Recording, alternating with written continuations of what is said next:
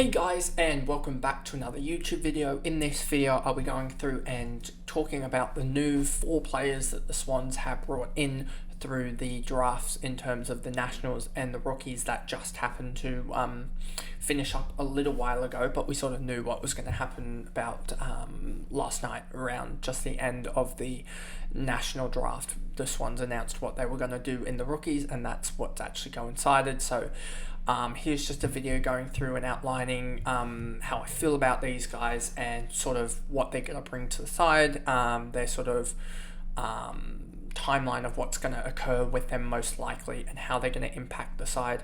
So before we get into this video, remember to like and subscribe, turn the notification bell on so you know when I upload, and let's get into the boys that are coming into the club.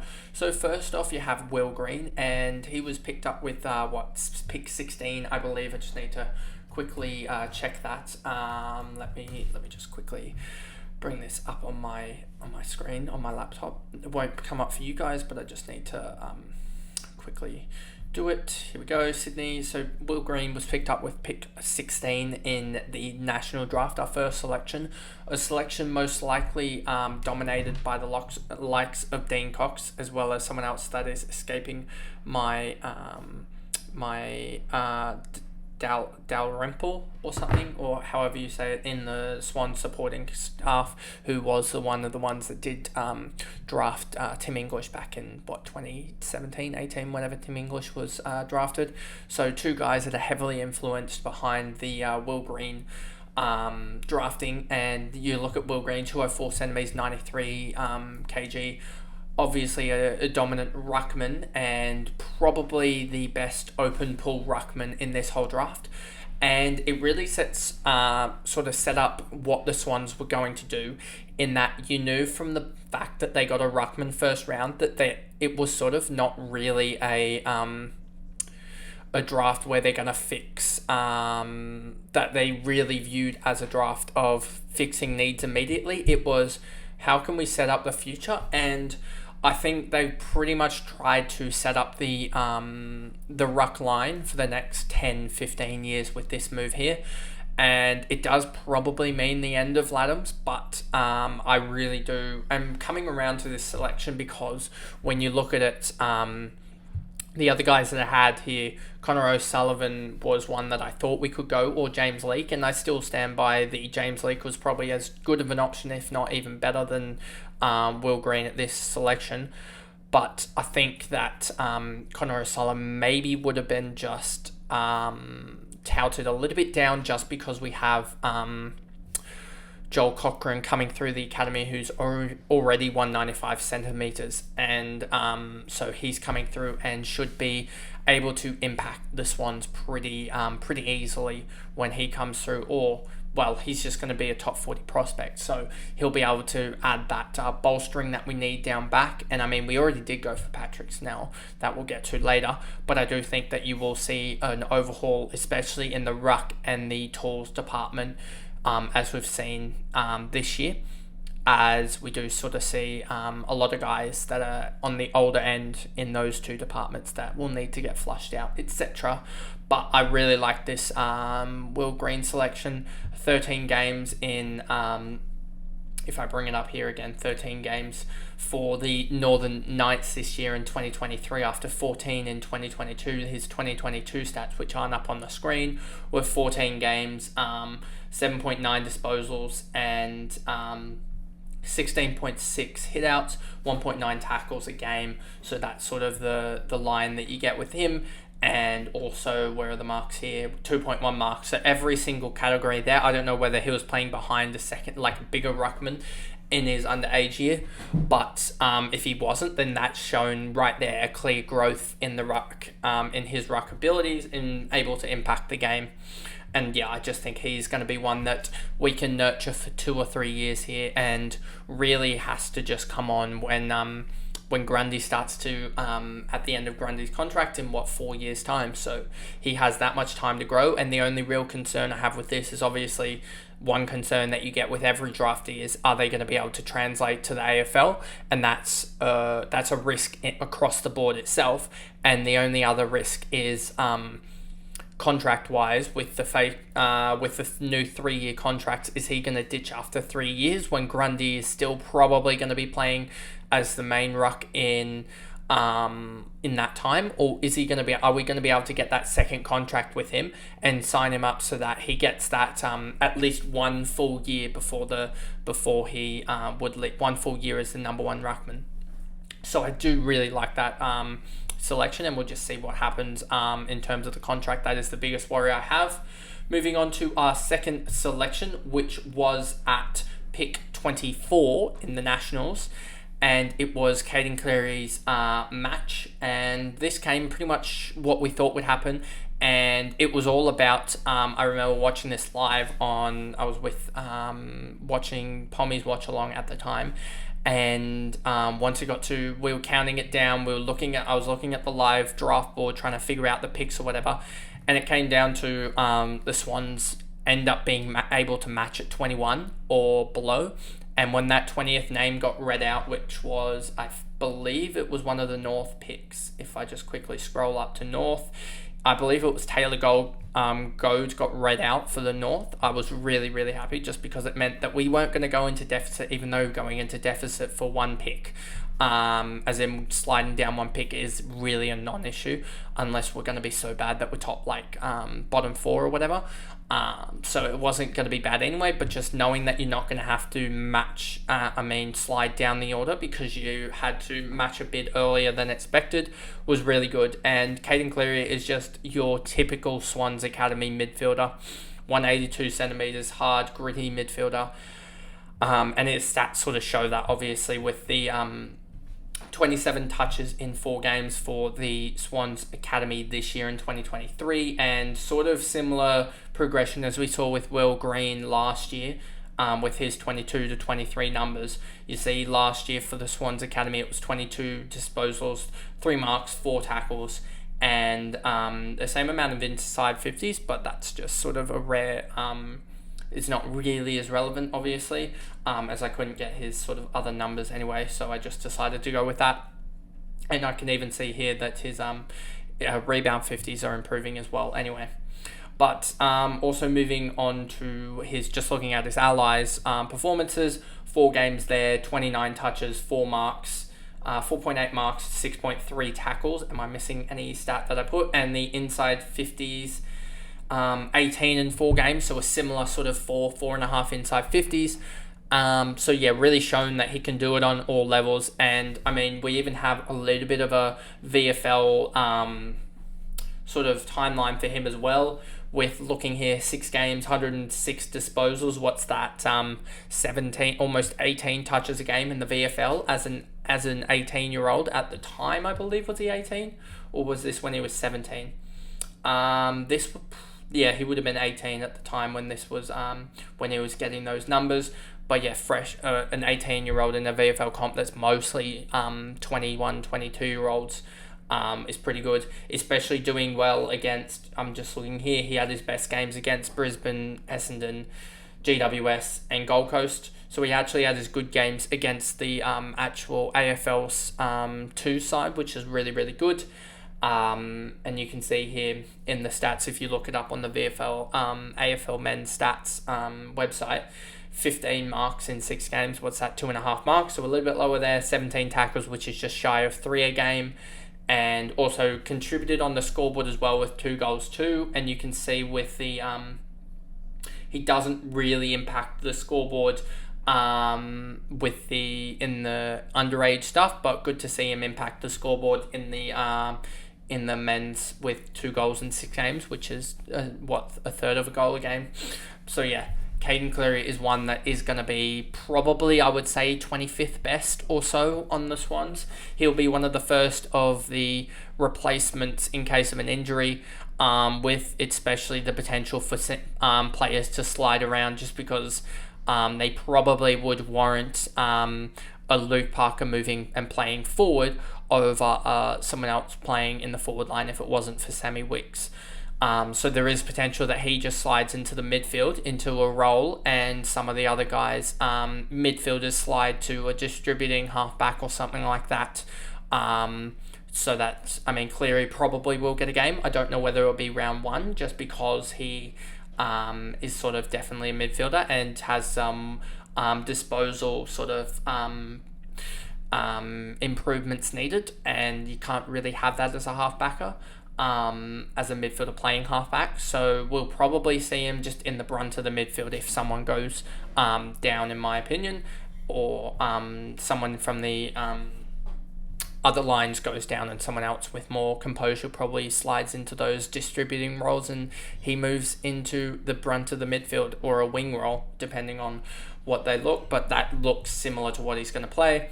Then we move on to the shock selection. I thought we were going to go, in my draft, in my sort of, what did I end up calling it, the Sydney Swans draft decisions, I had us picking two selections, actually. I didn't think we'd pick three, and one of them I knew was Cleary, and all of the guys that I actually had us potentially picking got drafted, just in a massive array of orders, including I had three of, I think, the 5 sliders in, I think I had Schoenmaker, Murphy, Stevens as potential picks at 21, I think it was, or 22.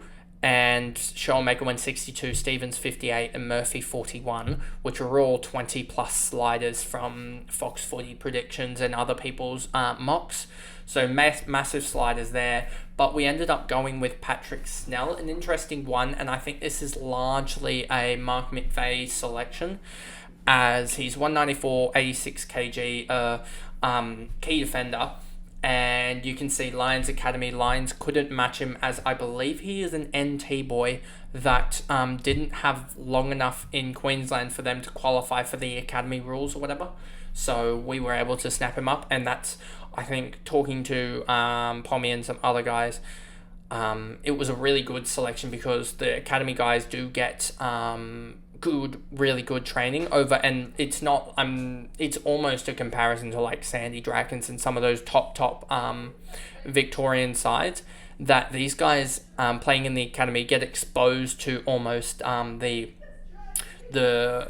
same quality of training as the top tier Vic schools and Vic teams. So yeah, really like this selection, because I think he could just provide that depth that we were wanting, and it's definitely an upgrade over the likes of Will Edwards as that sort of makeshift defender that was going to happen if we lost another guy. I think slipping in Paddy Snell here is really valuable and will be interesting to see. I definitely think it's interesting with the likes of Joel Cochran coming through next year, what they do with that. But I think the Swans could, in the space of 18 to 24 months, set up their key backline for the next 5-10 years, because I think they're just trying to get that timing right of not overexposing these youngsters by putting them in as 18-year-olds, but not letting the old guys just go out, and it's trying to balance getting that maximum performance out of your side and consistency. And I think this is the right time to jump on a guy like that, especially because he'll be back under Mark McVeigh's coaching, and I do have trust in the Swans coaching staff that they can produce another guy. And it means the Swans backline potentially next year or in the future is going to be 2 Swans Academy guys and 2 Brisbane Academy guys and Tom McCartan in the future. They're key defensive stocks. So yeah, really like him. 5 games, 13.6 touches, 4 inside 50s. Probably a better statistic would be intercept possessions, but I couldn't find that. So try and find that next for next year's draft stuff and player reviews, etc. 4.6 marks and 3.2 tackles a game. So shows that he can still, even though he is mostly going to be I'm guessing intercept defender, just going off what his strengths are on the Rocky Me website of aerial ability, mobility, upside. So yeah, it really shows that he does have an ability to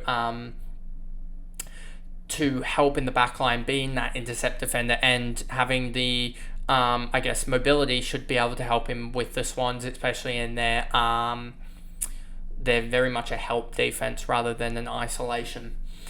So yeah, really happy with this selection. And at 53, you can't really go wrong. I mean, if he doesn't play that much, then he's just going to be that depth option that in the worst case scenario, like we had with 4 or 5 guys injured, that he comes in and he plays, potentially has to play a game off the bench or something like that. But yeah, pretty good. And I think the Lions were hoping this one to fall to the rookies, to be honest. I think that's when they would have snapped him up. But to get him in the to get him late and sort of just throw a curveball here, definitely the Swans' way.